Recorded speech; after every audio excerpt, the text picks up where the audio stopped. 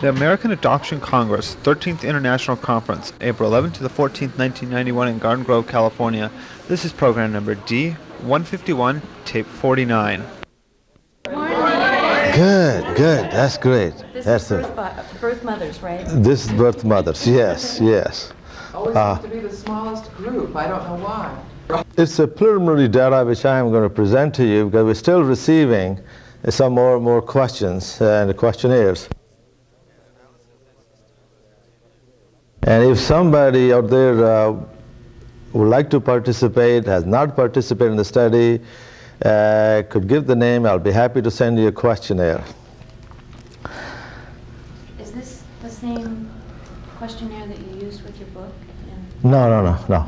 This is a reunion study. The book was on the disclosure issue, whether the attitudinal issue toward the disclosure there. One general impression that I got from this study and another Canadian study, not the one that you mentioned, the one I did, is going to be published in the Child Welfare League of America Journal. It's a Birthmothers, which I collected a sample from Ontario. I found that there was no difference, very interestingly, and I didn't expect any difference. So the Canadian Birthmothers are no different. Their pain and the grief and the sorrow and the loss is felt the same way as the U.S. Birthmothers or anywhere. Also, I found that in both studies, the thing which was clear that the reunion and relationships are highly, highly complex. And there are so many nuances to this that one could keep wondering about the whole phenomenon. We sent 1,200 questionnaire. Let me see if I...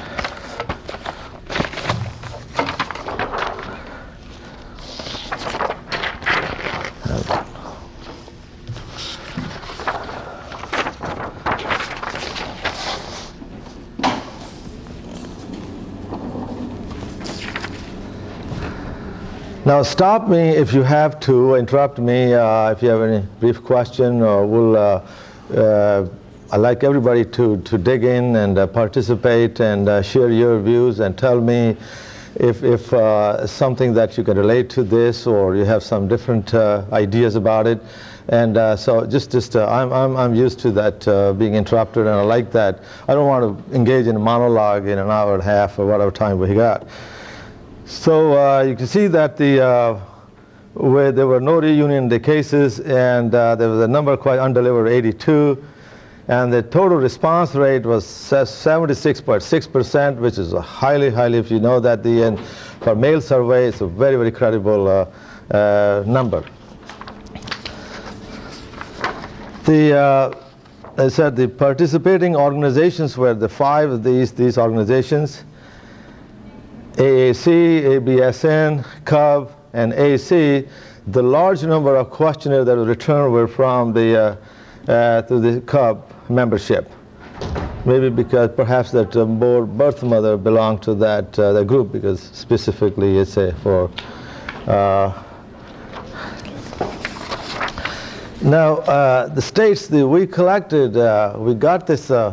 One thing I am happy about this study is that it not only has a large sample, 374 completed questionnaire and birth mother who participated in this, but also it does cut across the state lines, and we got questionnaire from 39 states, and the largest number was contributed, almost quarter, California, and then Illinois, and New York, and so on. So we can say that it's if not representative, but certainly it does give a cross section of the birth mothers population in the United States. And perhaps when we get more questionnaire, we'll be added on to this number. We asked one question when the reunion was completed. So you can see that from this here, that the reunion was completed between, most reunion were completed between 83, 86 and on to 90.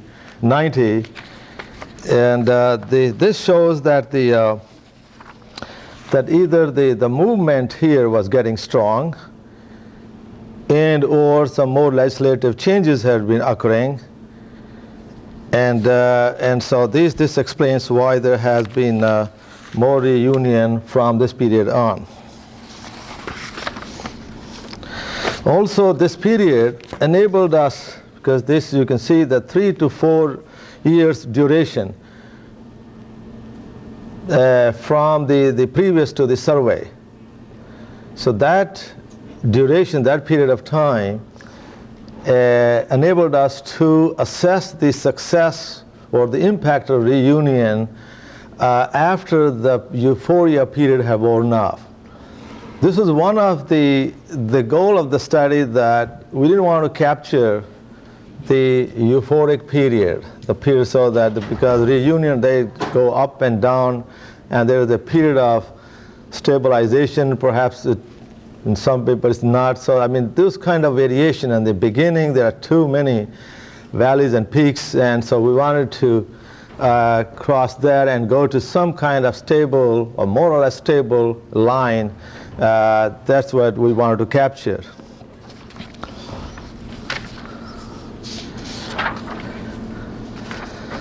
Just to give you an idea what the demographic, what the characteristic of the population has been. Most of them, they were married, currently married, 2/3.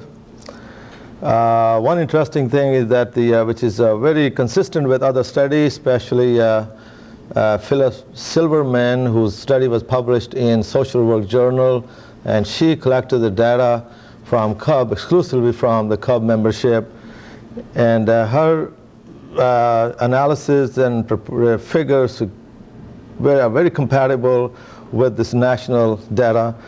There were almost 1/4 of the birth mother did not experience any pregnancy in marriage.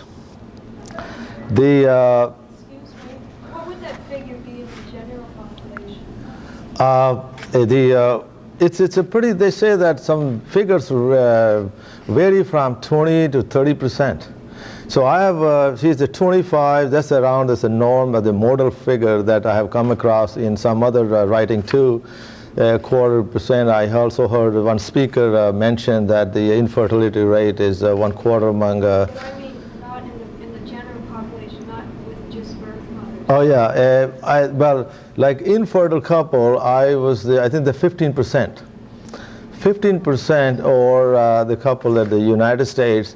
In Canada is 14.3, which is very close. Was the last census figure that the infertility among couples. The age group is of this population that we study is middle age, and one interesting thing is that can you see this over there, everybody? I can raise this up. Just tell me if you can't see it because of this. I want to stay to next so that I can change the transparency. That's the reason.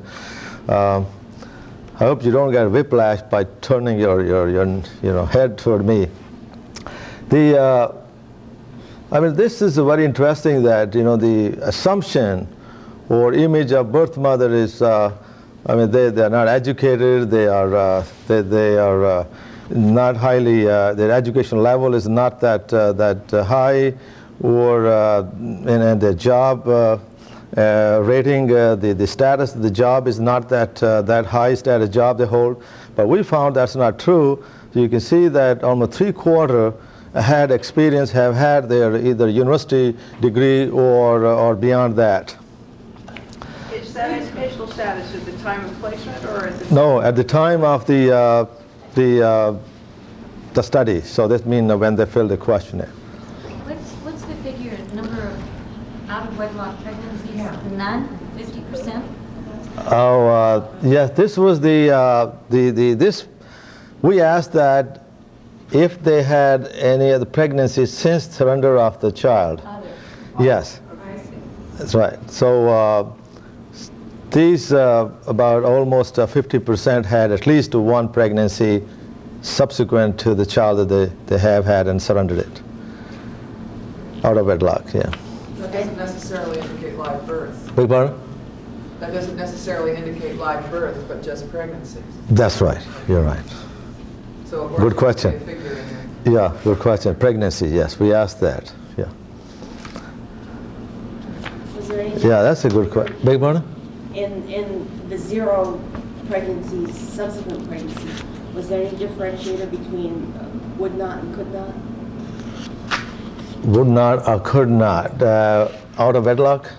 No, in terms of subsequent children. Subsequent Was there children, we any said differentiator none. Between the women who would not have children. Or who did not want, oh I see, yeah, whether this is a, you mean whether this is a voluntary childlessness Well, or whether this is actually this involuntary child, that's what you're asking there. 99% involuntary. Yeah. It would be interesting to see psychologically, Yeah. who would not. But that's a very good question that if we could differentiate that, yes, great. Okay? Can I just check on the educational status score? Yes. This study is where Birthmothers searched and reunited. They were reunited because they initiated the search. Right. In some of the other searches, it's usually where the birth mother was found and the educational level was found low. Yes. So would it be that those who search have a higher educational level maybe because... No, it's Mary. It's not the case. I wondered about that. Now, when we get to the presentation, the later part of the presentation, I'm going to tell you we did try to correlate because there were not all the birth mothers in this sample searched. There were some who were found. So we tried to correlate, even though the number is small, and we did not find any difference, any statistical difference, either on a number of variables, including the educational status, or the reasons for giving up, or the number of pregnancy they have had, out of wedlock or in wedlock. So there was no significant difference between the two groups. So now my Canadian study, there was a large majority were found, but I think that was the kind of the sample that we got. The parent finder was the group where we drew the sample. And most of the emphasis or the membership involves the adoptees rather than a birth mothers. So their concentration of service, support and service is not more toward the birth mother as it is toward the adoptees, helping adoptees. So, but if you look at the Silverman study, which is from it's exactly the same percentage that she found.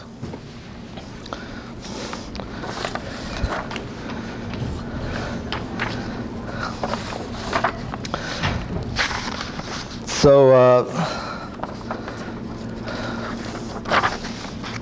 let's see.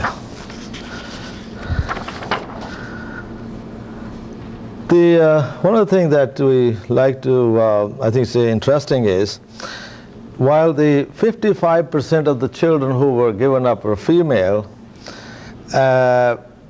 64, almost 2/3 of the parents who were found by the female adoptees.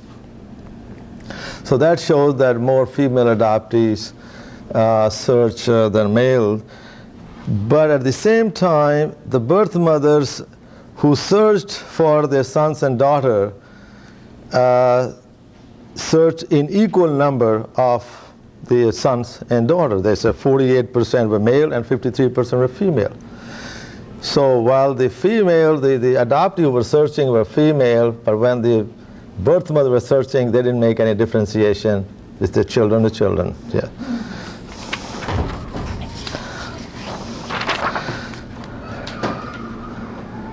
The age at the time of the relinquishment was the less than 20, majority than 58%, which is very much consistent with most of. We know that the women at that time, they're very young, and when they give up the children. Question about your income distribution. Yes. The women who searched? No, the both groups are included in this, not just those who were searched or. Okay, so Yeah. searched and found. That's right. Isn't that in relation to the general population an awfully high percentage of 75,000 and above? Really? 21%. We know that the median income is 41,000. It seems very high. Yeah. It is. Your percentage over 75,000 is incredible. Is it? No, this is is this correct that from the U.S.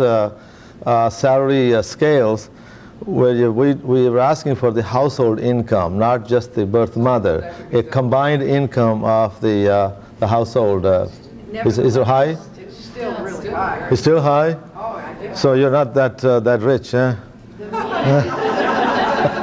No, but compared to the general population, Yeah. that's really skewed. Yeah. What is the median income in the United States? Anybody know? 20, 21? 2021. That's not actually surprising, that you have to have a lot of money to search. So therefore only in high income people can actually search. Well, I don't know that you have to have a lot of money to search. You have to have a lot of perseverance. Yeah, that's true. That's true. Yeah. This also proves that social workers are right if you give up your kid, you have a better life. Money doesn't mean better. You have to do a comparison of similar women who Yeah. didn't give up kids and see how they ended up. This is very interesting. I had the same kind. I was really struck with this figure. I knew intuitively it didn't sound right. But we, as I said, we are doing a lot of cleansing of the data. You call it. You go back and see there. Some people checked or in coding there's any problem and this kind of thing. So this certainly is a question mark. And this was very confirmed. Do you Yeah. have a range on it? What's the range of the median? No, the range is right here. You have less than 16,000 to 75,000 and above. So that's your range there, range of income. I think at 75 and above, it dropped to about 2 to 3%. So this is if this were here, I could imagine that it's a little skewed on the higher end. Okay. Now we asked them what their reasons for surrendering the child, and what we found that the most compelling reason was pressure. By pressure, we meant by like pressure of financial, lack of financial support, pressure from parents, pressure from social worker, from other people, could be clergy, and doctor, and this was the most compelling reason that they gave us. The other reason that they gave us was and it's very important to emphasize the concern for the well-being of the child. I'm doing this so that the child might have a better chance in life. So it was for the well-being and the concern of the child, but decision was not easy. It was not easy to give up the child. There's a lot of pressure. They went through a lot of trauma, as we see from some of the narrative that they illustrated from their story. Like here's the one example of the financial pressure. My family was opposed to my keeping the child. They said he would be called a bastard. I didn't have the means to support myself fully, let alone a child, and only a high school education, but I always wanted to keep her. Here's the guilt trip that the social worker, they used to give, that a lot of guilt trip. I was told if I really loved the child, I would release her for adoption. Anything else would have been selfish and self-centered. You'll be selfish if you keep the child. Now look at the kind of at that time the social worker. I was going to use the word atrocity or that they perpetrated it was unbelievable. They used, sometimes the social worker used trickery and some kind of intimidation. Look at this. I had to sign the paper before the birth of my baby, but I changed my mind when she was born. So I wanted her back. A social worker kept me busy while another took my baby out of the car of the adoptive family. I went crazy and begged them to let me keep her, but they didn't. I lived with the nightmare of empty crib for 32 years before she found me.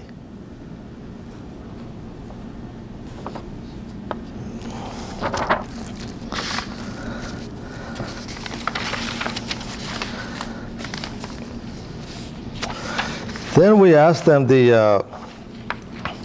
here's some of the reasons for surrendering. One of the things I want to emphasize here, look at this. Lack of closeness to the child. This was not a very, you can see it was not, they wanted to keep the child if they had resources, and they very much so. When you read the narrative we asked them to elaborate their answers. And some of the narrative that you read, the stories, they are just heart-rending. You said, I wish adoption, one should not have adoption. I would be against adoption. If some way I could keep the baby, I would have done it. And of course, birth mother, father was not supportive either. Okay? Put that back up. Sorry? Yeah.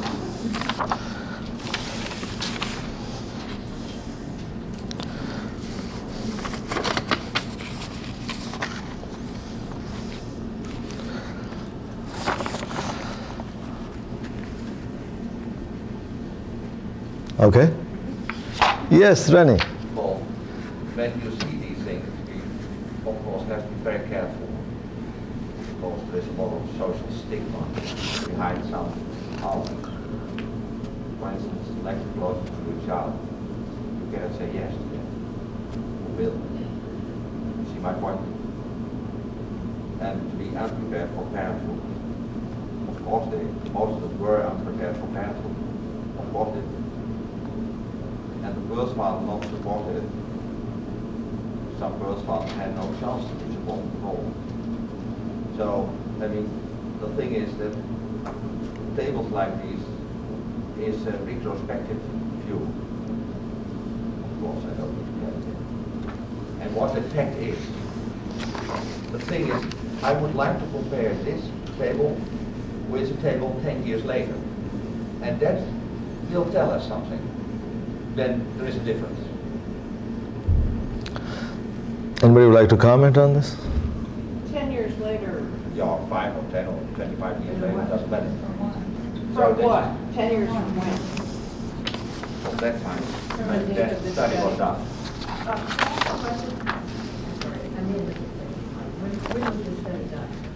When was this study done?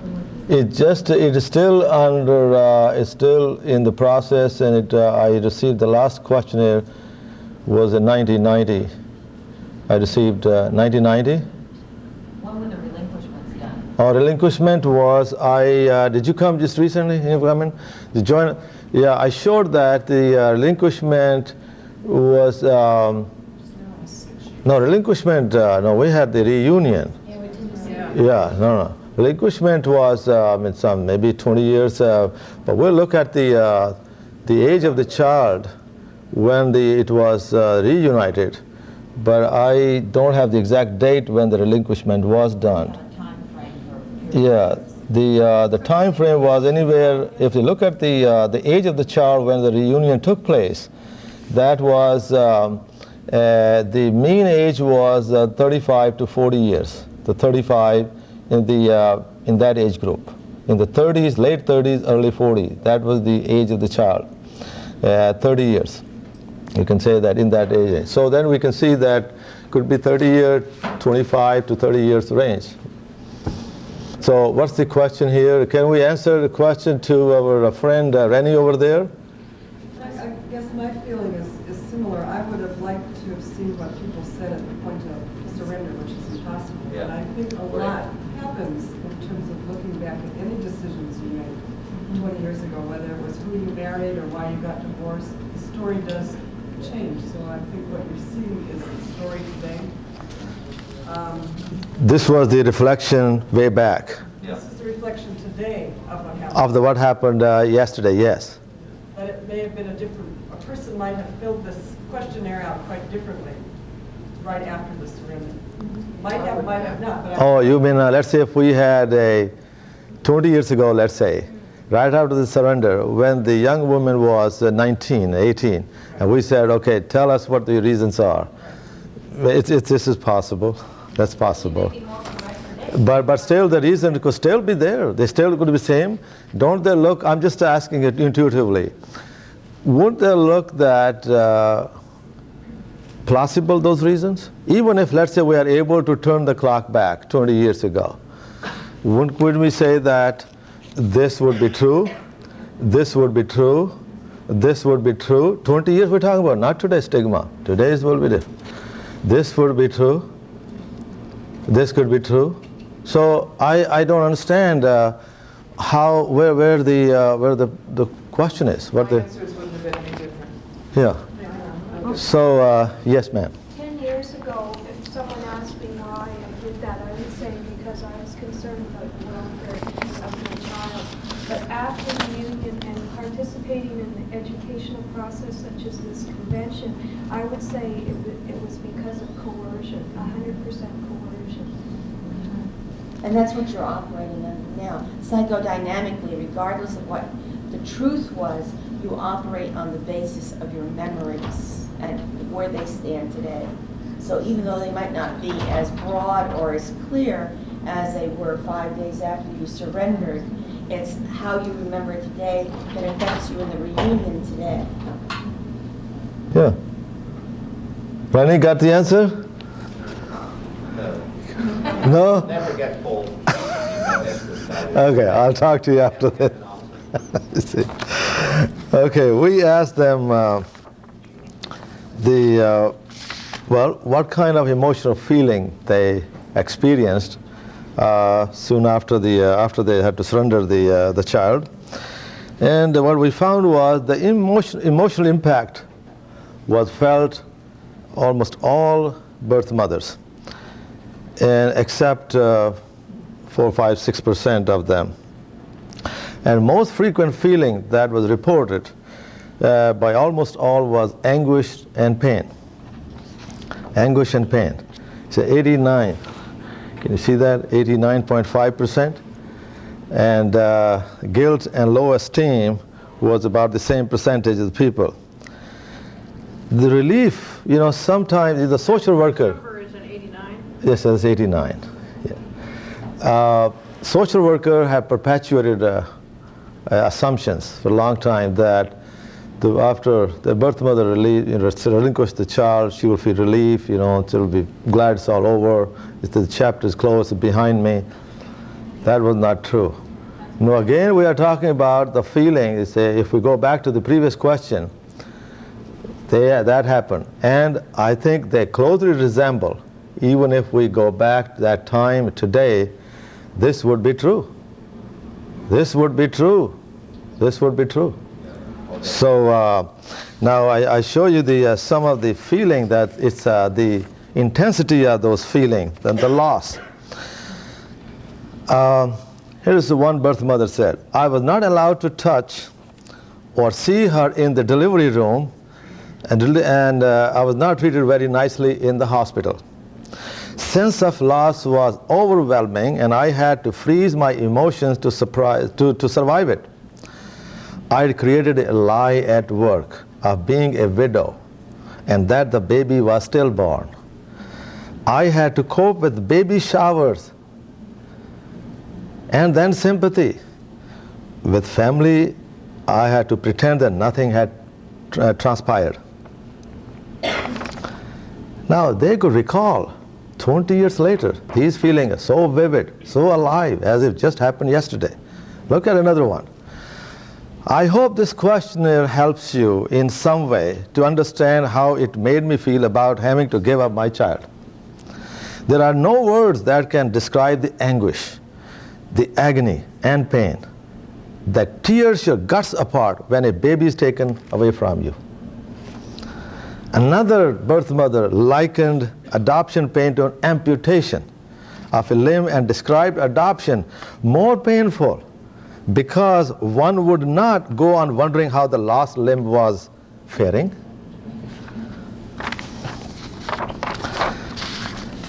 Are anger and rage subsumed under pain? Yes. We, this is the, we had a lot of categories, and they were collapsed under general dominant theme, if you will. Yeah. I don't understand the time. What do you mean following consent? Is this after the mother has thought, not knowing what she was going to do, and then does consent mean she's decided she's going to adopt? Does that mean, is that what you mean? She's made the decision? She made the decision, the paper was signed, Papers are signed. Yes, and the baby was put up for adoption, consent was given, and This is actual formal consent. yes, and then what happened? How did you feel? How did you feel? That's the question. Now, these feelings, it's okay? These feelings lasted long time until today. 73% have said until today. So you see that the duration, it's the pain never goes away. That you say people that time is a great healer. Where is the time is a great healer in this case?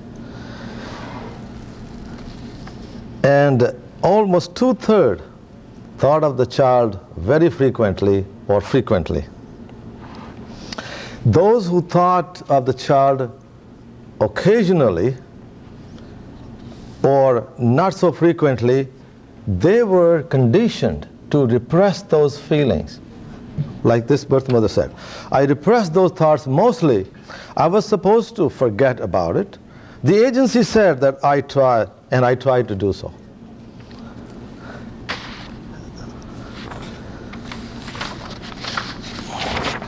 Now, what were they wanted to meet their child. They wanted to see their child. What were the reasons? The foremost reason was the assurance of my love, that I care about you, that I wish you very well, and I care. When I did make the decision for surrender, this was done in the best interest of this child. Also, they wanted to, that's it, almost everybody had the same reason. Then a lot of them wanted to have this opportunity to explain the circumstances of the birth, explain the reasons for surrendering, and to make sure that the child doesn't blame me for the action that I had to take. Again, child well-being figures very prominently. And who says that their birth mothers are uncaring, they are inconsiderate, and they are insensitive people?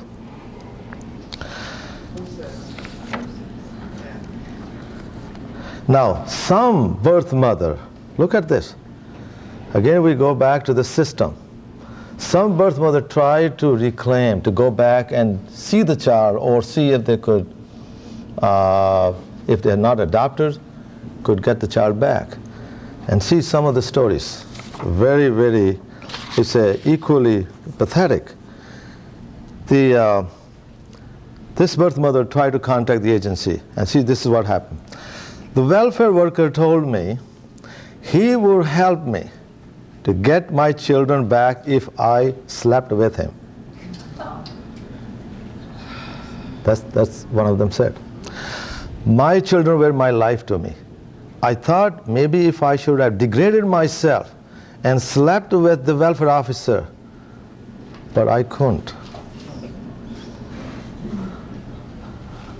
Now, this is just one of them. Okay? Yes, ma'am. Just one question. Yes. In terms of the questions on your form, did you ask people if they had felt they had made a good decision in placing the child for adoption or not, or? Did I ask? Yeah, with the feelings that you're describing. Right. Did you ask on the form whether people had felt they had made a good decision in placing a child for adoption or not? Yes, we didn't ask the direct question, but certainly it did come out in the narrative part. Yes, I'm glad. When we asked them, please elaborate your answer. So it came through very clearly and loud. But at the time, under the circumstances, yes, I made the decision. I had no choice. That was the kind of thing. I had no choice but to make that decision. So again, we go back to the reasons: pressure, coercion, whatnot. Lack of support, no financial gain, no job skills. What kind of job you can have to support yourself and the kid? So the same, it tied in very, very well with this picture here.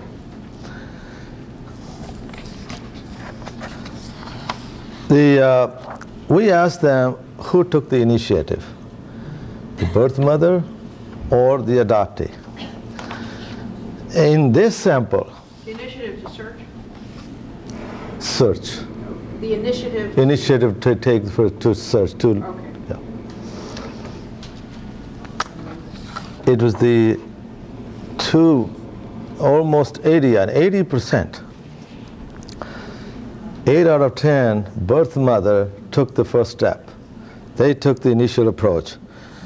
In my Toronto study, it was the only 1/4, little over 1/4 of the birth mother took the step. The other rest were 3/4 were found. But this number, in Silverman's study, there are 78% or 79% who took the first step. So it's very much comparable with the Cub study. Now we can see that one trend, what we learned from this, it's also possible that my Toronto study was done 5-6 years ago. This is more recent. So it seems that probably at that time adoptees used to search. Now it seems that more birth mothers are taking active interest in searching. But couldn't it also be the groups that you're studying, since the Newfoundland study? No, this was the Toronto study. Toronto study. But the Toronto study came more from because you were contacting more adoptees. This study comes with Cub being the largest percentage of responders, probably much more from the birth mothers anyway. So isn't that's going to skew the results of this, right? So do you mean that because the Cub and therefore the emphasis and their support for the birth mothers, and they get more encouragement to go out and search, it's possible. If we could get more questionnaire from the other groups, then perhaps we can see that if the trend sustains, if any changes. Well, the early adoptee numbers would be skewed in the same way since they started searching in the early 50s. We have the study which was done, I should perhaps, that's a good point you mentioned that, thank you, it reminds me. This study is only 1/3 of the study which I'm presenting.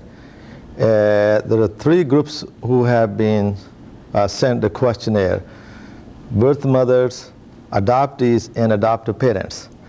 So next conference, I intend to present the experience of adoptees, and we'll see that how that shapes up there.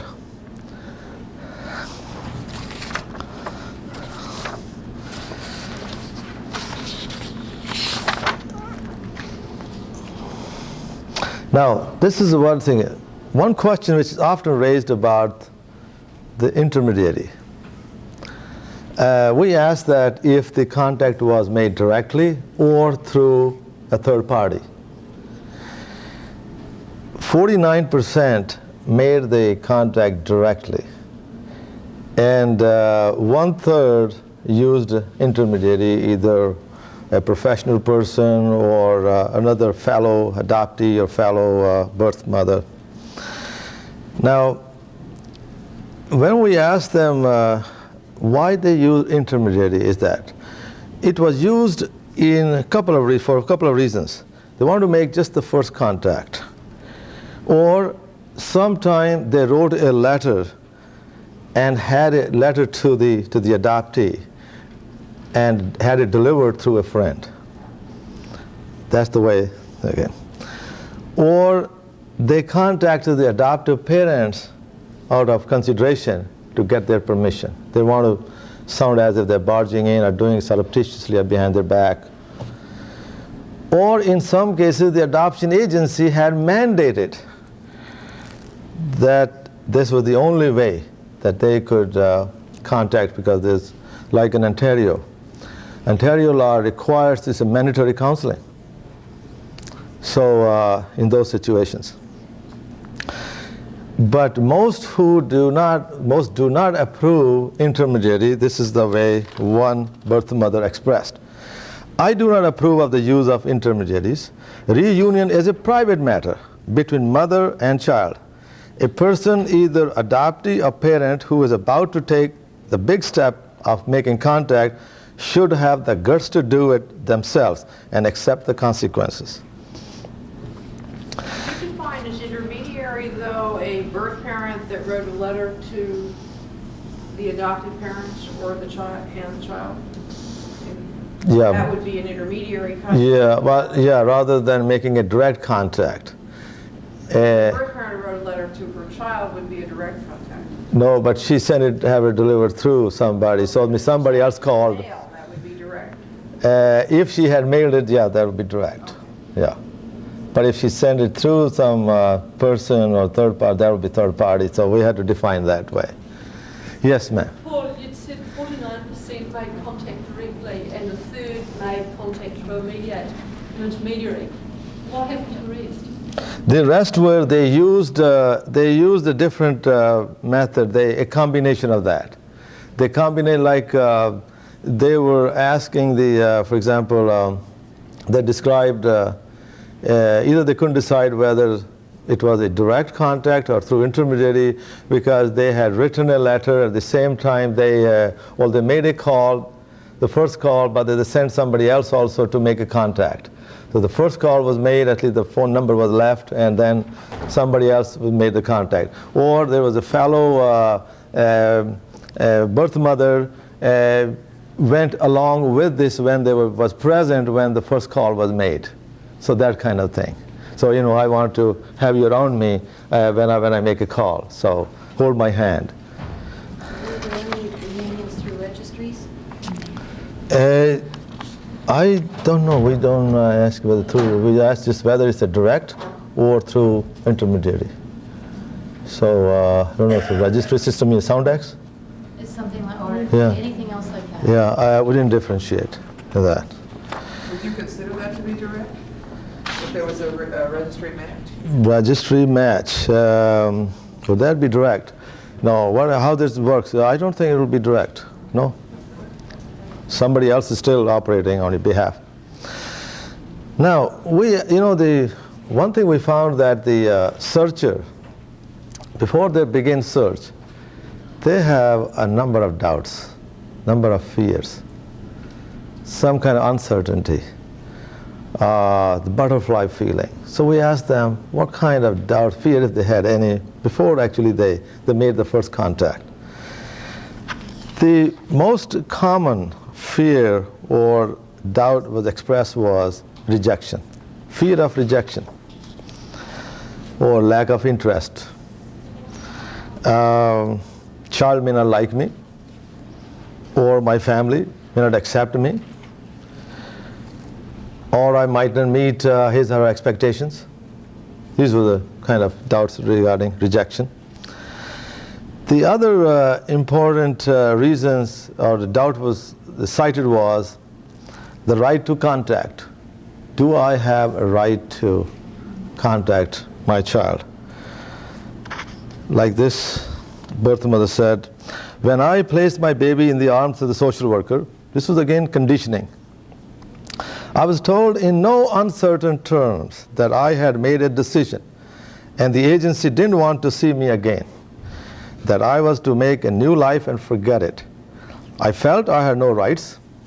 and was made to feel that I had made a mistake and they were doing me a favor that I did not deserve. This is the end of side A. Please turn your tape over and continue on side B. This is the way it looks in terms of the percentages.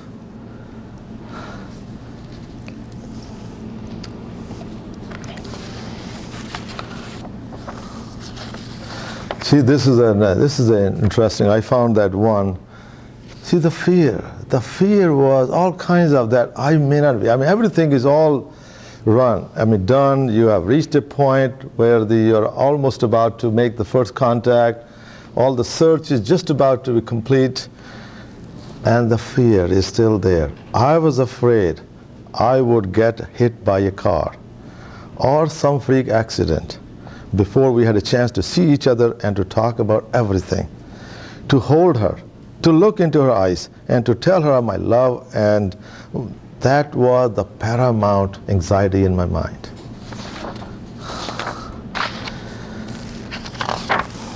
What does responsibility mean? Oh, responsibility means whether I would be saddled with his or her care, his maintenance, this kind of thing. Now, a contact has been made. What is the initial reaction of the other party, the adoptee? It's so very interesting that almost three-fourths of the adopted people reacted with strong to moderate enthusiasm to meet the birth mother. Now, why moderate? Why moderate? It's very natural. It was moderate because they were not sure of the adoptive parent reaction, or they were afraid that it might not hurt the adoptive parent feeling, or there was some kind of uncertainty what might happen, which is natural, or person himself or herself could be going through our own life crisis. So these are in my other study what I found, and I very much emphasized, that the initial reaction, one cannot go by the initial reaction, because initial reaction may be lukewarm, but that doesn't mean that the flame is not there, the person not interested, and that should be the end of it. In my own experience, what I found by talking with a number of birth mothers in this study as well as the Newfoundland study, that they say, don't go by the initial reaction, because at that time I might be in some different frame of mind when I get a call. So see that. Or same thing, the adoptees. You need time to assimilate that event. Think about it. So therefore, don't close the door and say you're not going to make a contact. Similarly, we asked the 18% of the birth mothers who were found what reaction that they had, their initial reaction. Same percentages, strong to moderate enthusiasm. Now, in this case, this is the way the enthusiasm was. See, it illustrates. The day the phone rang at 3:30 p.m. and a voice asked for me by my maiden name, I was puzzled. Then she told me who she was. I thought I was going to faint, and I cried for 20 minutes. I thought I had been handed the heaven on a platter. I'd always heard of miracles, but this one I actually experienced. Now, moderate in this case. Why moderate reactions? First of all, some birth mother didn't know what to expect after all these years, how it might affect her present family. Also, she wanted to take time, like I said before, to assimilate the experience. Like, look at this.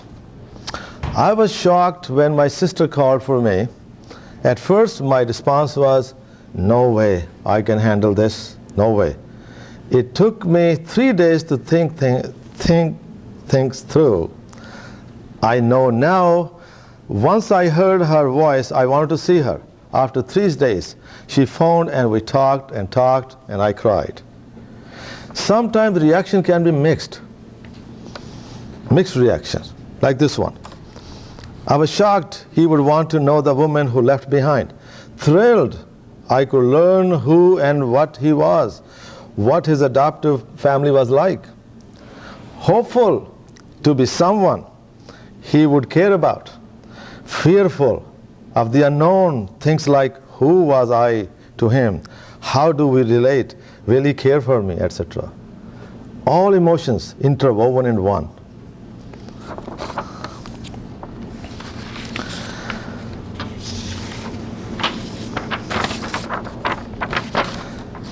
Well, what's the frequency of their contact? How long they have been, how frequently they have been the meeting since the first contact.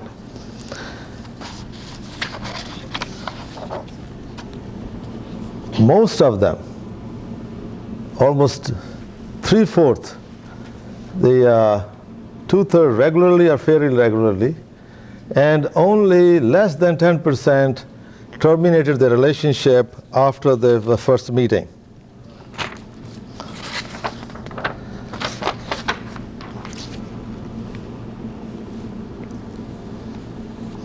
We also asked, did you discuss with your husband, if they were married, if they were, did you discuss with your husband your desire to meet, that you were going to have reunion?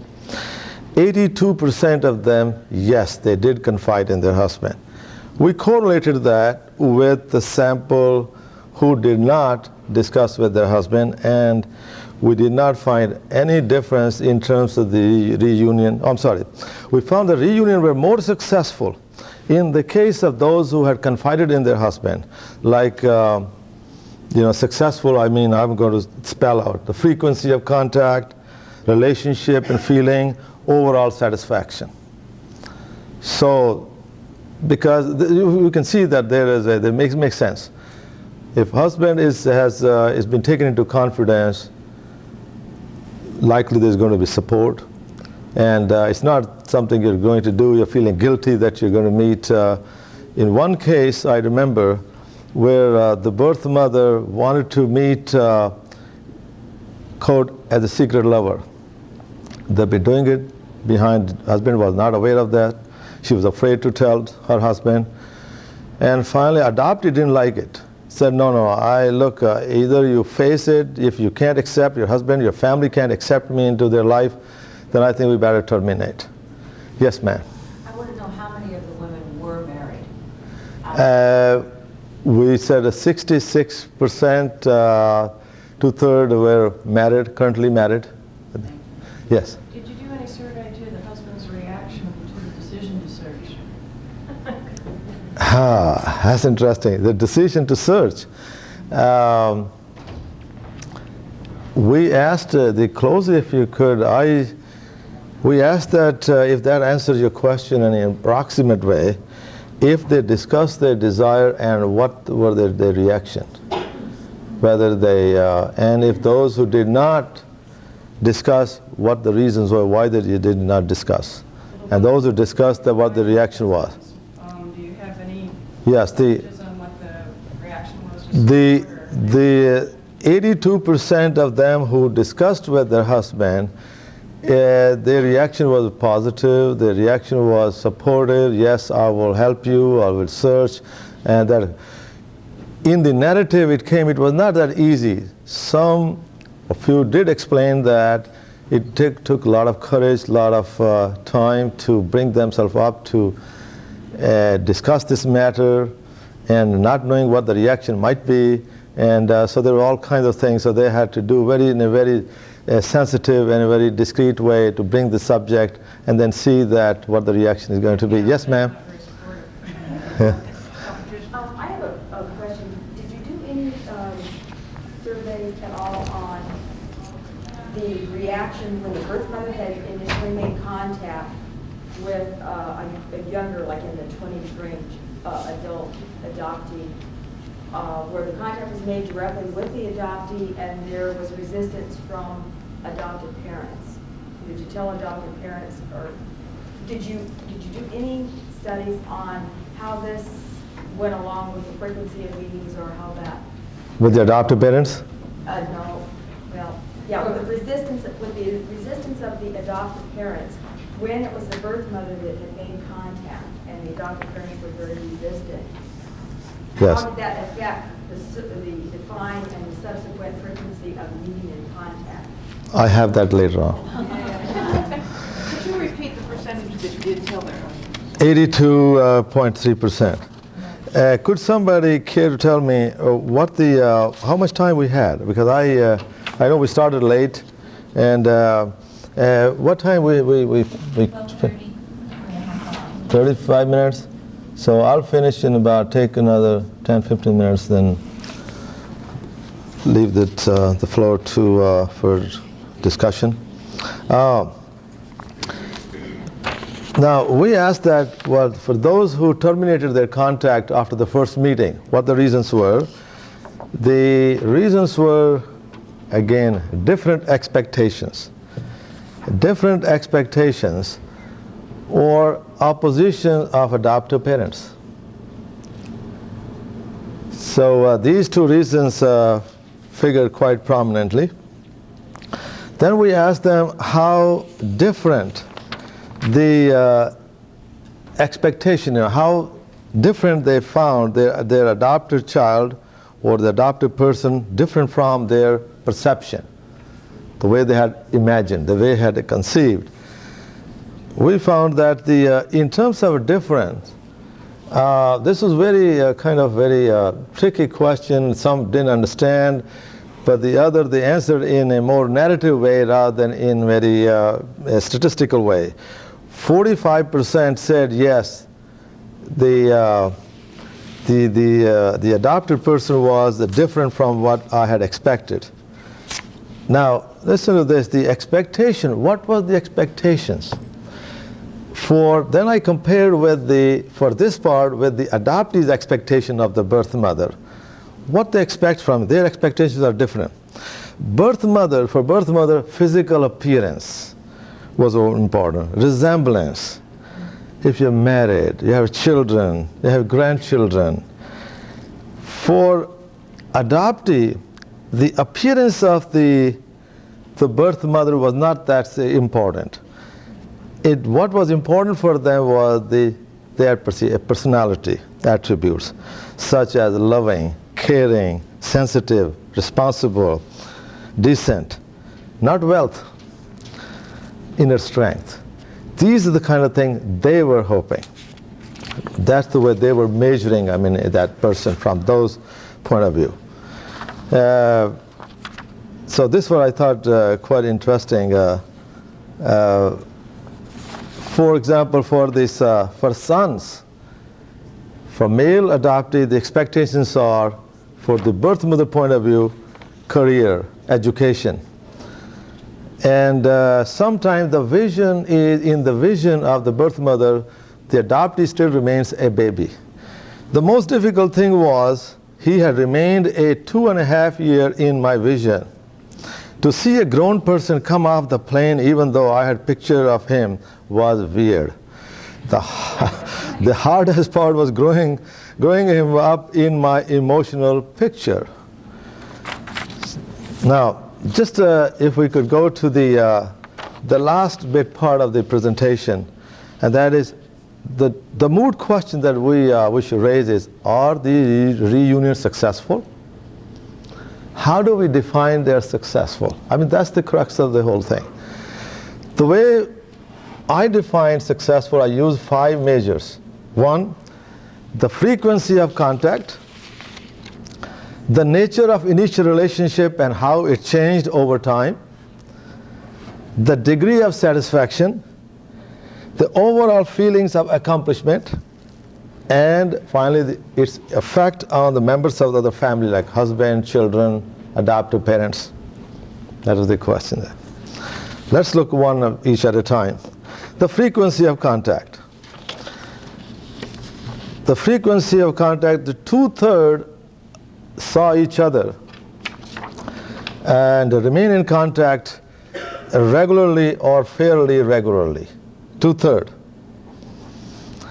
Only less than 1/10, 7%, terminated relationship after the initial meeting. So we can see that the contact during the period of the study was fairly regular or regular. I'm confused. The number you have for the termination of contact is 136, which is nearly a third of your study. Which was that, ma'am? The last one. Oh, sorry. If I can find that here. Termination of contact. Real? This one here? No. No, It was the other one, just that. that. It's this, That one. Yeah. No, that's not the one. The reason for termination of contact, Yes. your number was 136. Number, but what's the percentage? No, but your total sample was only 360. Oh, the number. Oh, I see. You're talking about that over there. Yes. Yeah. In each case, you will find the number is going to vary because of two things. And most importantly, the question that pertained, it didn't pertain to everybody. So therefore, the number is going to vary because the people who actually made the contact as opposed to the total sample of 370, correct? 364, 370. But then there were birth mothers who did not search, but they were searched. And then some people did not answer the question, or they answered in a different way or in other kind of thing, some different. So this is how the discrepancy comes. I understand the discrepancy, but I don't understand your percentages in terms of if 136 out of 370 have terminated contact since the reunion started. That's a large percentage. Is that what the number is? I think so. Yeah, you have it in your hand. It's one of those. So last one is Let me see that. That's interesting. Right here on the machine. It's right on the side. Machine. This one? One of those top two. Well, this is not. This was the Reasons for terminating contact. reasons for terminating. Yeah. Oh, that's what we want. All right. Okay, your number is 136. Right there. Yes. Yes, that means 136. They were the one who terminated the one. Remember that the termination, that number, which was a 7% here. But This is right there. 136 is more than 7% of 370, isn't it? This was the never since the first meeting. Also, there were some who occasionally they also terminated the contact. Okay. Yeah. So this is how this this part of these they come from the 130. They make up 136. Those two. Yes. Right. Okay. Right. Right. So that's right. So they terminated the contract. Okay. Relationship, frequency, we mentioned that. The nature of relationship. This is another thing, pay attention very closely. Mother-child, 10%. 10% of them describe the relationship as mother-child. Close friendship, almost 1/3. Casual acquaintance and uncertain, and we're still deciphering these others are the one who are they checked both mother-child and special friendship. So if that's why I put the figure there, 26, if we add that into mother-child. So from the birth mother point of view, she saw the relationship. There were 36% of them who saw the relationship as mother-child, whereas the other party, adoptee, did not see that way. So it was. Or in some cases they say, well, mother-child, but also I feel very close as friend. So if I separate that, all those who checked both, they also are mother-child and also are friends. So therefore, 26%, if I add that, so that's how you get the figure 36.6%, who characterized their relationship as mother and child.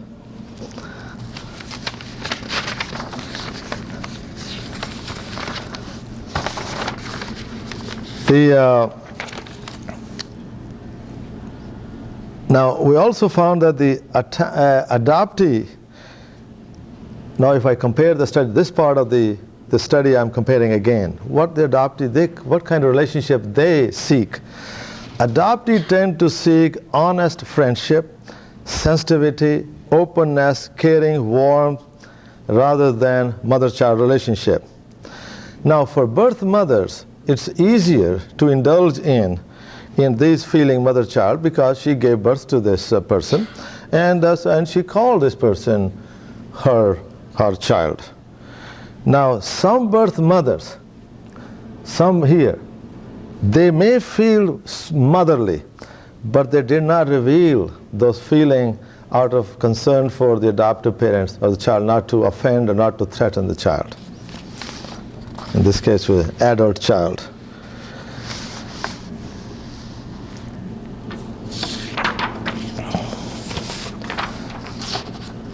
Degree of relationship. Whether relationship, what happened to that over a period of time? Did it improve, deteriorate, or remain the same? This is very interesting data. More than half, almost 56%, in their relationship improved. And you have no change. Only 15% they describe the relationship having gone sour. Now, let me hasten to add one comment here. Relationship and feelings are two different things. Birth mother, again and again, they emphasized in the questionnaire, my relationship may have gone sour, but my feelings are still strong. I still love this child. I still love this person. I still have the great regard. So the question was relationship. A relationship may go either way, but feelings is a different matter. Now, I try to decipher or identify what are the factors which are associated with, which are responsible for improved relationship. What should happen in improving a relationship? This is what we found. If one could come down from the intellectual to affect level, that was very, very strongly that came out in the survey. For example, when the relationship became more open, there was more openness. When there was honesty in letting your feeling and your pain known, just loosening up. When there was a sharing and trust. When there was sensitivity and understanding of the other person. When there was a consideration of the regard for the other person. And also when the person moves at the pace of the other party, not fast, moves at the pace of the party. These were the factors which we found are strongly associated with improved relationship. Where relationship deteriorated or failed, where there was disappointment in expectations, where there were high expectations, too high or too high demands. When there were, one person was unwilling to accept the way the other person is. Like in one case, a couple of cases I should say, the birth mother found the daughter was living a lesbian lifestyle. She didn't like it. The daughter said, look, that's my lifestyle, that's the way I am. So in another case, the birth mother was living a lesbian lifestyle. The daughter didn't accept that. This is what I mean, if they accept it. And if they are not willing to invest in the relationship. These are the factors which are responsible for deterioration in the relationship. Now, what's the overall feeling? Overall feeling, we found that 63% were highly pleased with the reunion. the sense of what was mean by pleased. We asked them, define pleased, the feeling of being pleased. Inner peace, sense of satisfaction, feeling reassured of the child love, feeling free from the mercy of the agency.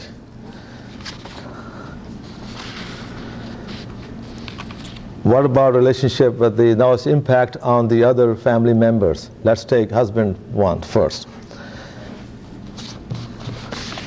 Nature relationship with the husband remained unchanged in 58% of the cases. I'm sorry? No, that's the birth mother's husband. Birth mother's. Yeah. Adoptee study next year, year after. So.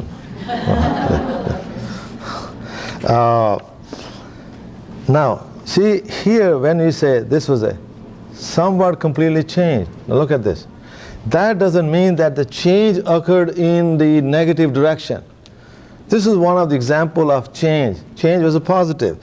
One birth mother said, I became stronger and healthier and was a different person, and my husband had to deal with a different person. There was a feeling of empowerment, feeling of accomplishment, self-esteem.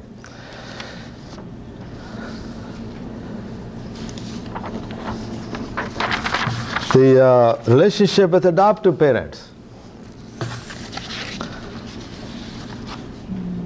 The kind of relationship, now 41% never met, and I'll tell you the reason why they never met.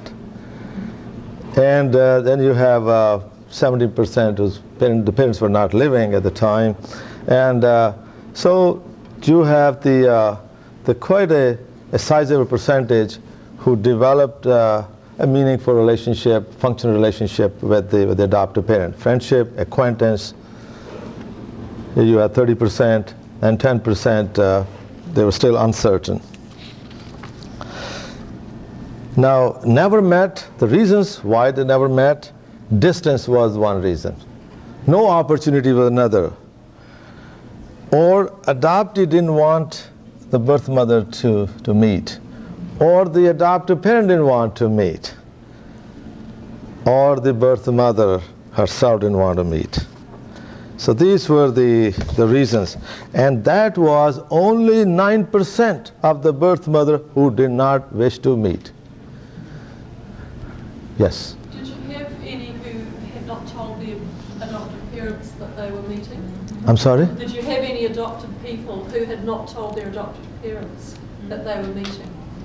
That is in the other study, because this was, we didn't ask, this questionnaire was I'm about. just wondering, under the never met, whether there's any included. It could be that where they said that the adoptive parent, they didn't want the adoptive parent, didn't want the adoptive parent to meet, so some of the reason could account for that they probably didn't discuss, or they discussed, they found the very negative reaction. It's possible. Now, with the adoptive parent, how often they met, those who were meeting, that's another criterion for the durability of the relationship. Again, you have the almost 2/3 who met on a regular or occasional basis. They kept their contact with the adoptive parents. Did your children know about a reunion? 92% yes. Their children did know about the reunion. And they were very, very grateful. They were pleased to have a birth sibling. We did the crosstab to find if there are any difference between the two groups, those who found, those who were searching, and those who were found. And we compared them on the degree of relationship, on the kind of relationship that developed, on the reasons for surrendering, emotional feelings, the reasons for meeting, overall satisfaction. We did not find any significant difference on those factors. Now, I'm coming to the conclusion part. Aren't you glad? The study challenges several assumptions, as you can see. It repudiates the premise that relinquishment severs all ties, and birth mother eventually draws any, disavows any connection with the surrendered child. Doesn't prove. Second, contrary to the adoptive parent fear, that birth mother did not disrupt the adoptive home. 3, it disproved the fear of the adoptive parent that the adopted children would replace them by their birth mothers. That did not happen. 4, it does not support the concern of the adoption agency that reunion might adversely affect the lives of the participant. It didn't happen. As a matter of fact, even a huge majority clearly benefited from the reunion. Even those who were disappointed in the relationship were relieved to learn of the child's well-being and experience inner peace. One last word, just to my reflection. What I found that the reunions, like this relationship, like any other relationships, they are they're kind of the variety. They have nuances, and there are a lot of in the varied or different intensity.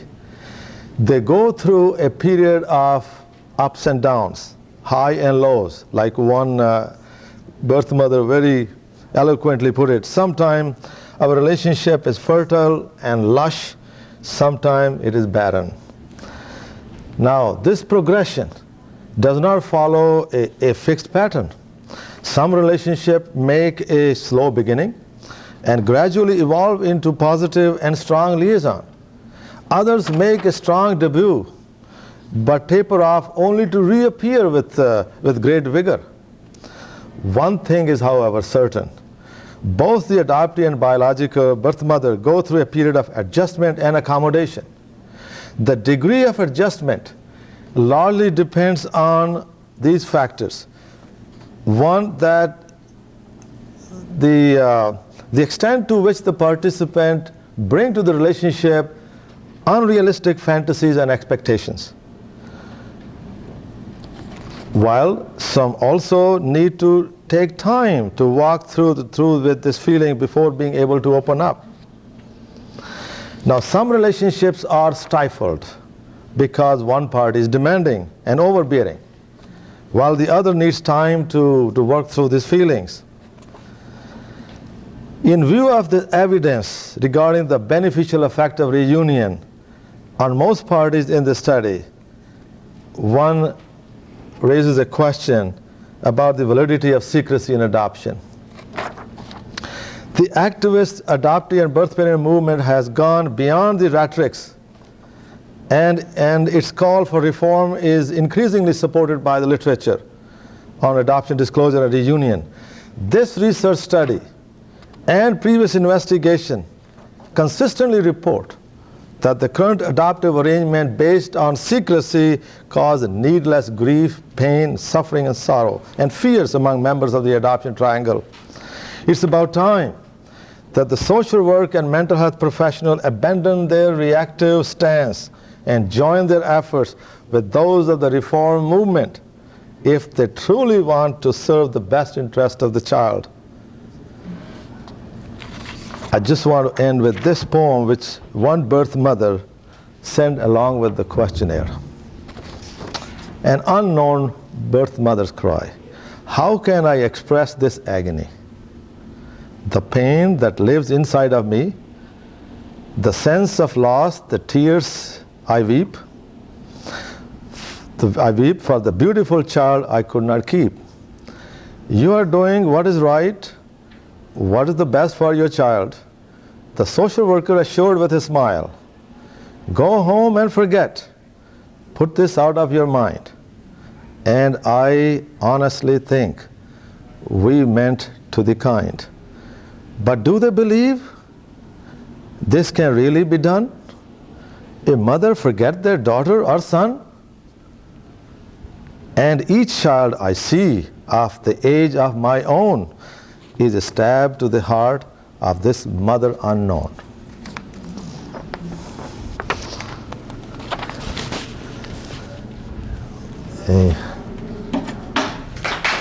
Thank you.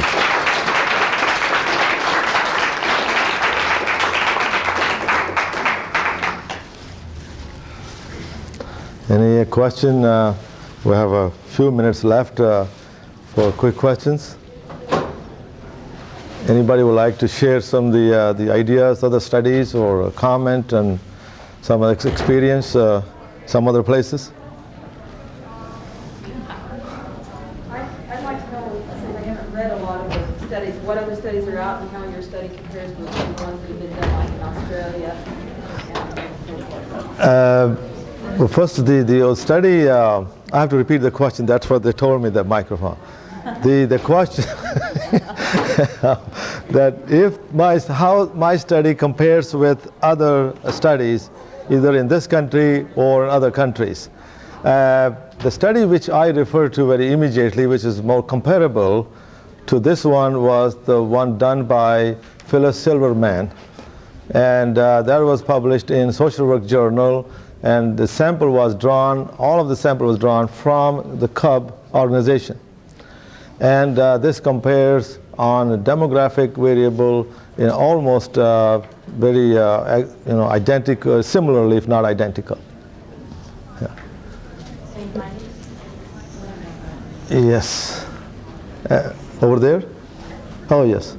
Well, what happens supposedly when the, what do you call, reunion occurs and the child is about 25 years old and mother who gave birth to the child is in a very good position, she has wealth and everything, and the adoptee cannot afford what she can, and the reunion occurs and child wants to go back. Roseanne Barr? She's got money. She got money, yeah.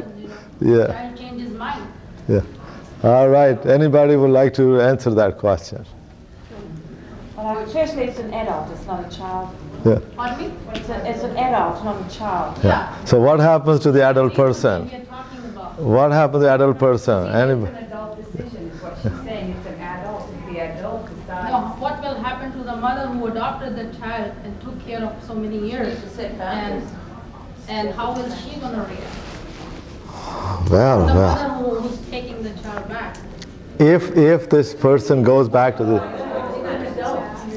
It's not a child anymore. well, is it the? I would say this is the choice of that adult person.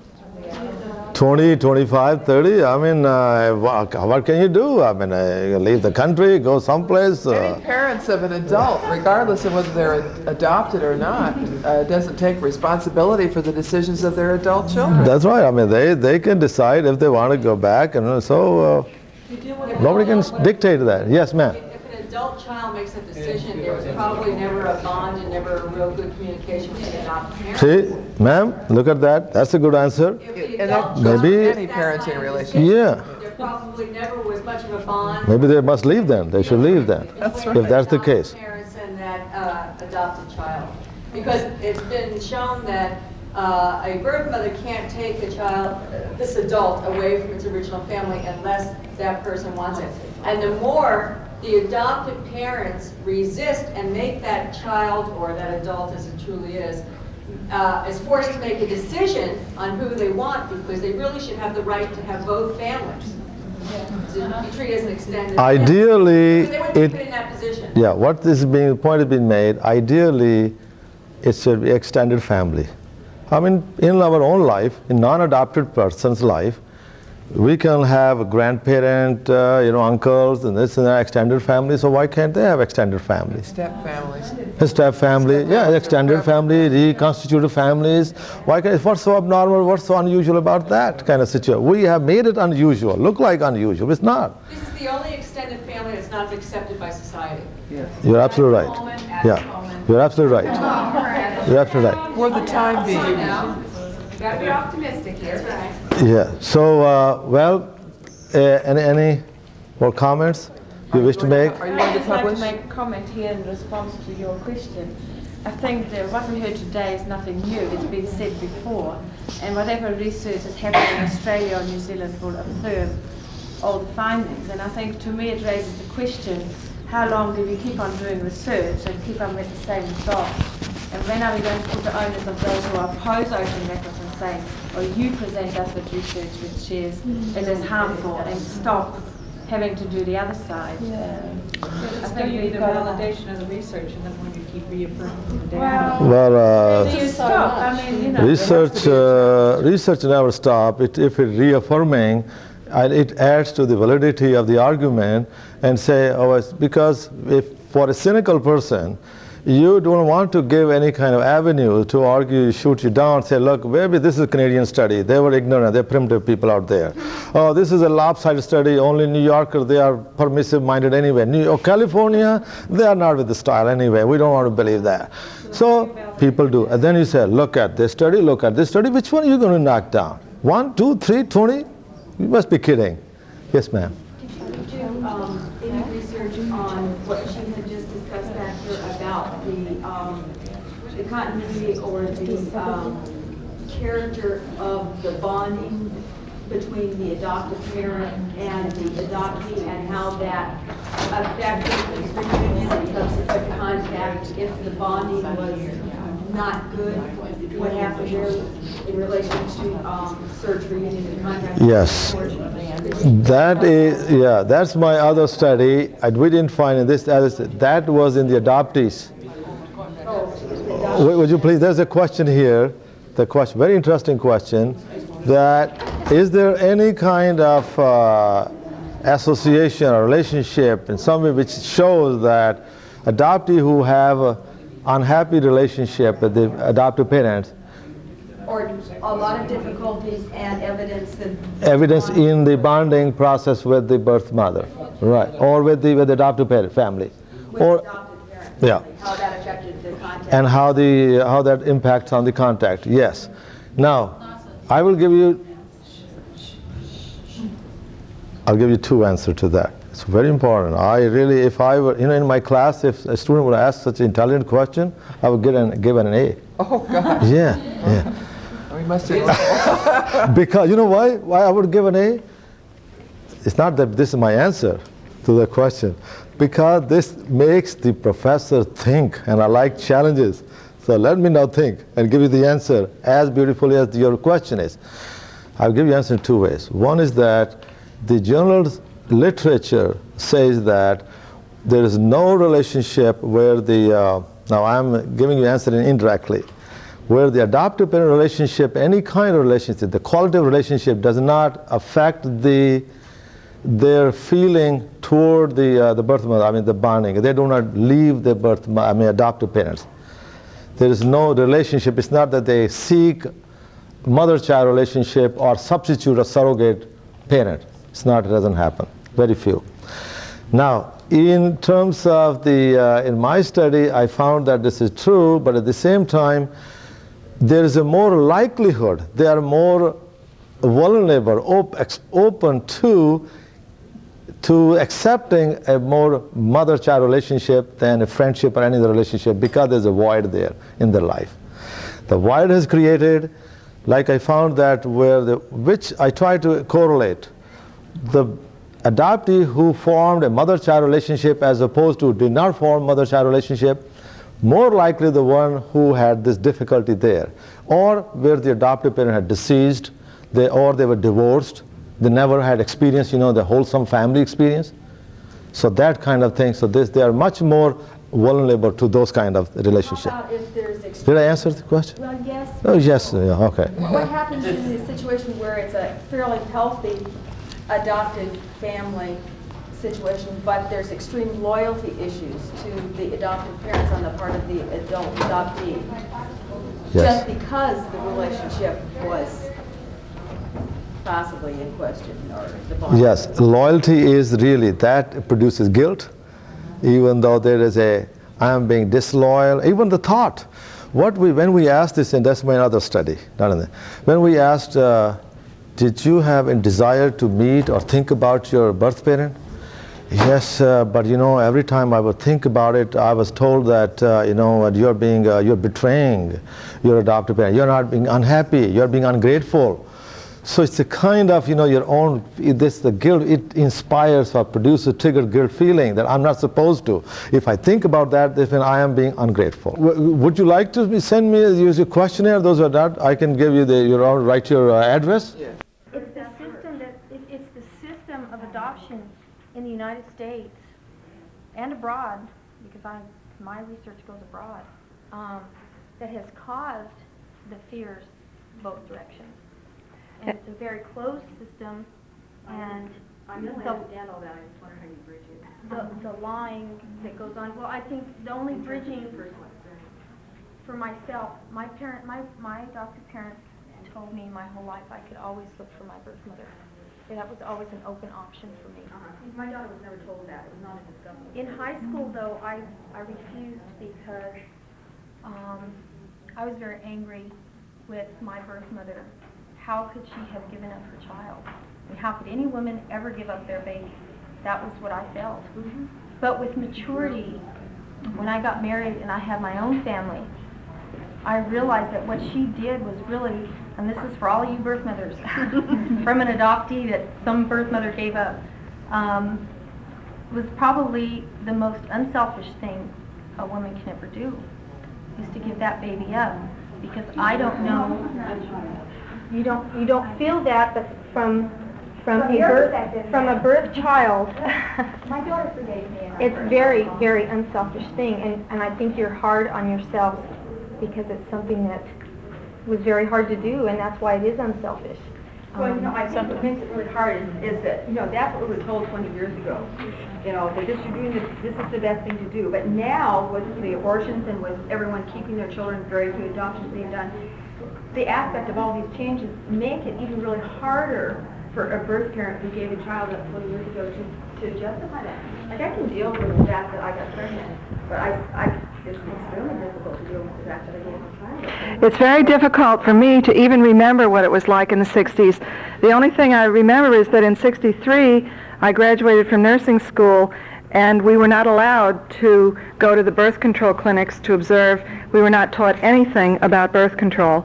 It wasn't until 1971 that the fair housing laws were changed that said that a landlord had to rent to a single mother with a child. In 63? 63. You couldn't... I was not, as a student... No, it was not. It was Cornell University in New York. We were not allowed to go to the clinic to watch any birth control clinic. We were not taught anything about birth control. In 1963. In 1971, they passed the first laws that said a landlord had to rent to a single mother with a child. We don't even think of that today because our society is so very, very different. You had a job? No. You had a job, you were fired. Right. You couldn't find a place to live. Right. There was no such thing as welfare if you had a child. Right. You were required to give up the child before you could get the welfare for your own self. That was the bargain that was made in California. I don't know about other states, but you're absolutely correct. It's just hard to justify because we can't even remember. People don't even know. No, well, then isn't that part of the justification for forgiveness? That you did the best you could. Sure, absolutely. I just wanted to make one comment, and I think you've got the benefit that you've got the background and the knowledge about a support group, obviously, or whatever you've been involved in with your daughter, or since your relinquishment, and the adoptive parents do not. And I think you have to look at this as an opportunity. You've got this opportunity to meet your daughter and to meet her family, and you can show them what you're like. You can show that you're an example. Oh, I'm not going to really be able to show them what I really like, though. Even in a short period of time. Of course you are. No, and it's really important for her identity. You are a wonderful person, and she's going to see that, and she's going to she needs to get a good feel for who she is. And they might feel this. It's really important for her. Yes? Yeah, I wanted to finish what I was saying before. Okay.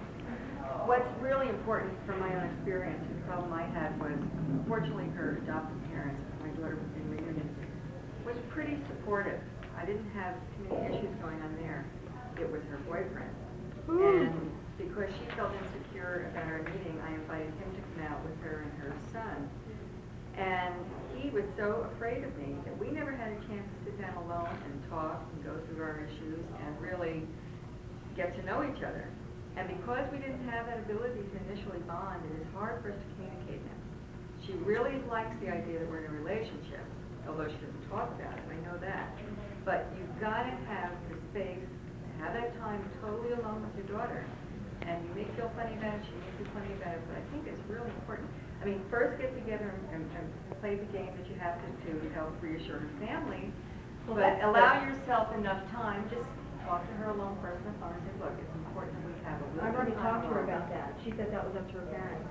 And I still don't know whether I'm walking into a situation where that's even going to happen. But you know, you might walk into a situation that's initially, tense and frustrating, but just the fact that you're willing to walk into that situation may say something to them. It may relieve some of the fears that they're having and the tension that they're feeling. It may say that to them, and they might just relax and give you some more leeway.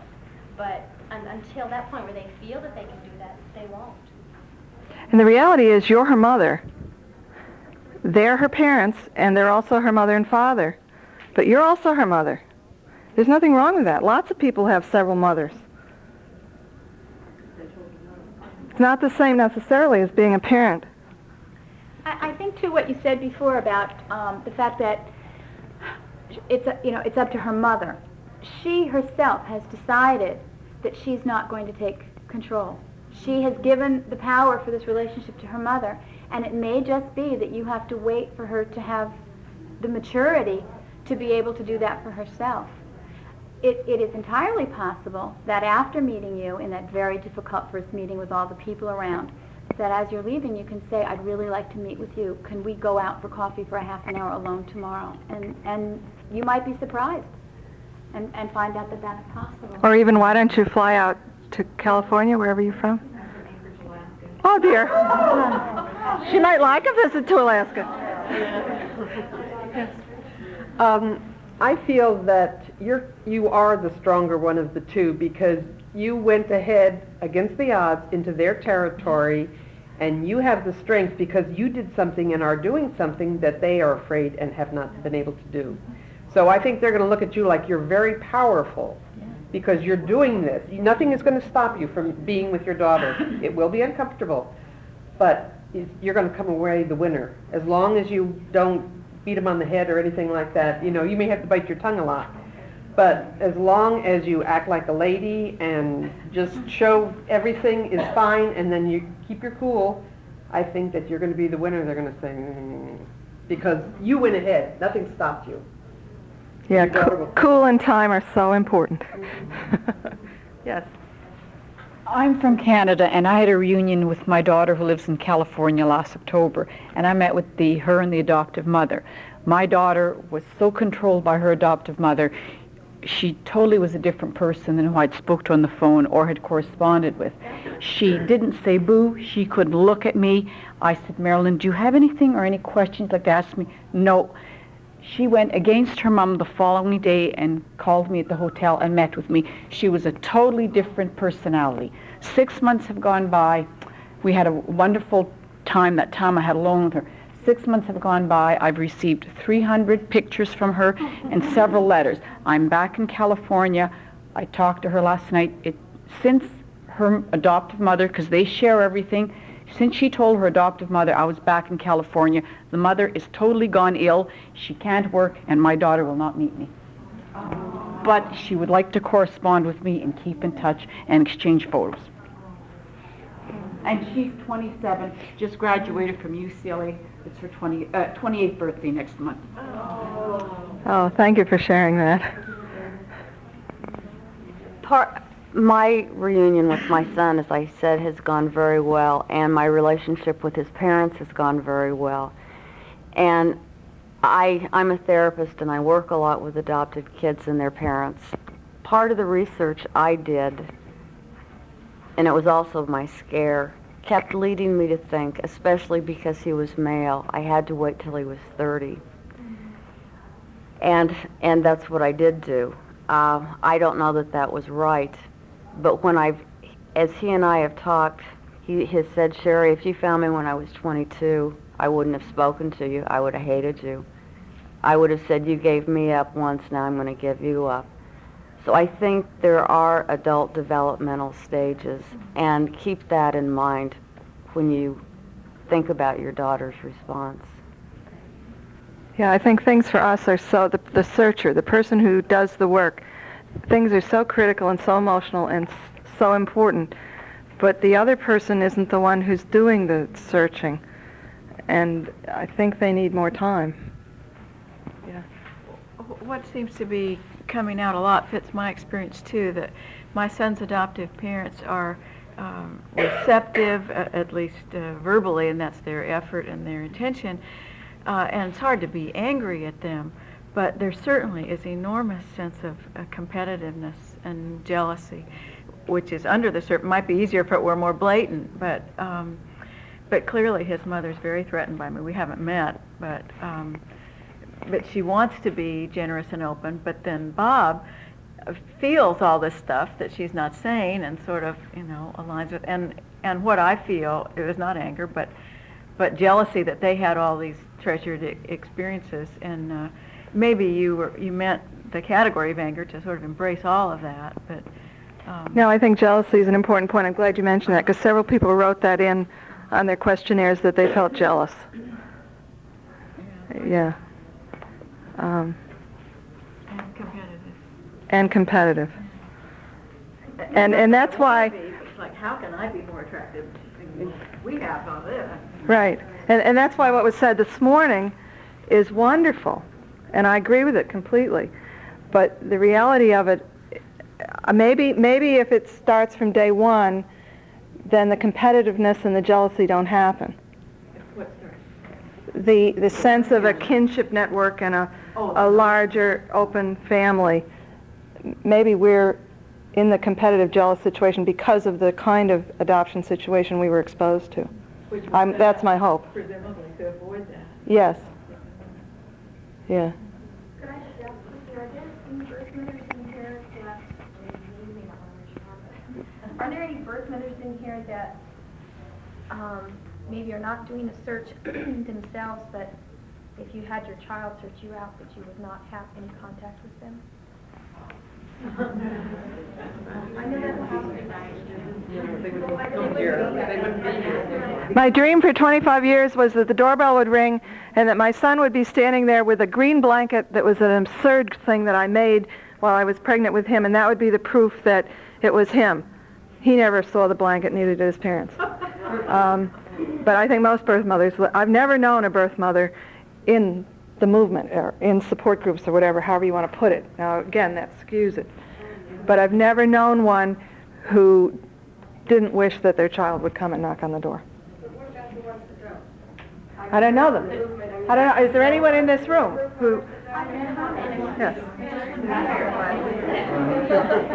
My daughter is the youngest of 3 children who were all adopted, and her oldest brother did a search last year after both she and her middle brother were found in the same year, and he decided he was going to go search, and he found his mother, the oldest brother, who is 35 or 36 now.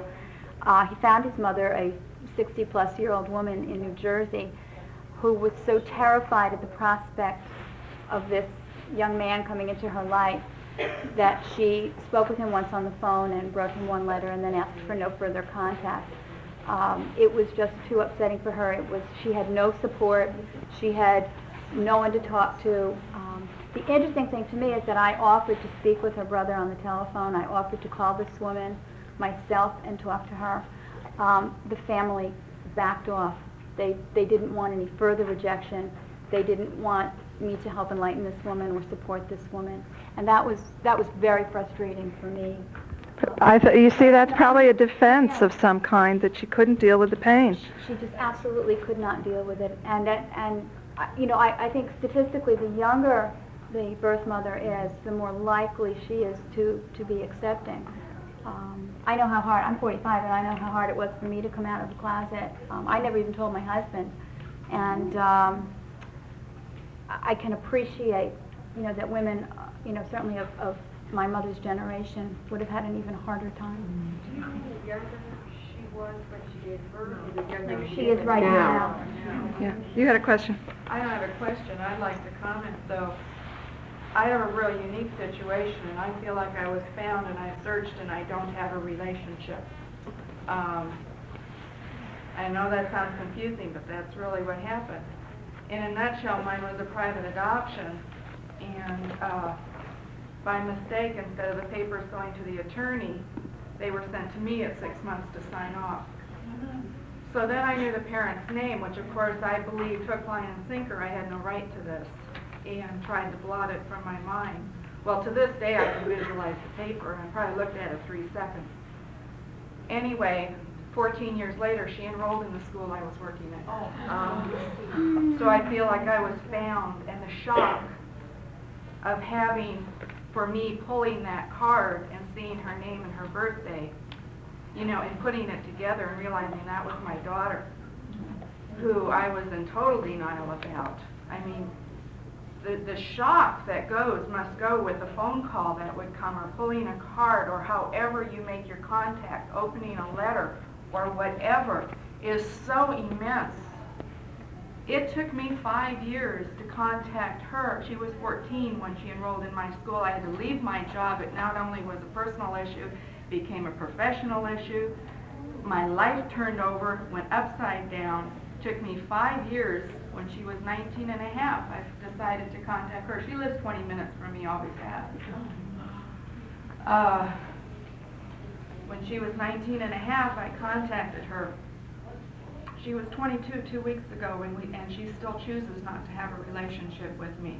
Her adoptive parents are very controlling. They have called and harassed me, threatened me. She still lives at home with her parents, and she is allowing them. What she says to me is that, please wait, I'm not ready now.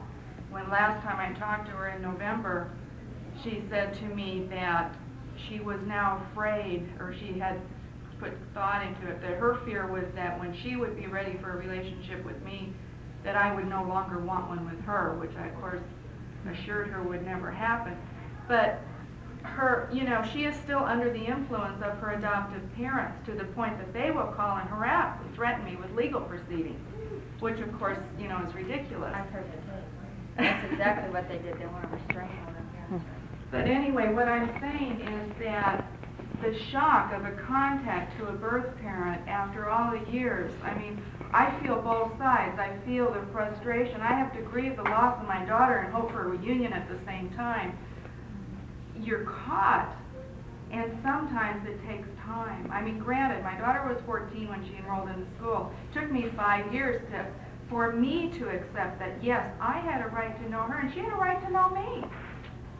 Now she's going through the process. It's 2.5, almost 3 years since I contacted her. She's going through whatever process it is on her part. These things don't always happen overnight. That's right. I believe God brought her back into my life. I didn't ask for any of this. And somewhere, He's not going to leave me in limbo. It's going to take time. 2 more years, right? If she's like you. Years. Right. Thank you. That's really true. I thank you for sharing that. Yes. I'm a birth mother who was found by my son, and let me tell you, it is a shock. And try to answer your question, because I felt, if you found your birth mother, would you ever be rejected? I didn't want to reject him, but my husband put so much pressure on me that I had agreed to meet with him, and then I had to tell him that I wasn't going to meet with him, and I went through hell until I finally realized that, what happened 25 years before, with everybody telling me what I had to do, was happening again, and I wasn't going to let that happen. All right. But, my husband, the day I told him, my son called and said, if you meet him, it'll be the end of our marriage. And you met him? I met him. And it almost was, but we did, working with a psychologist, we finally worked through it all. Oh. It's been 2 years, but we're still together. And you don't wish your son never contacted you? Not at all. Yeah. Thank you.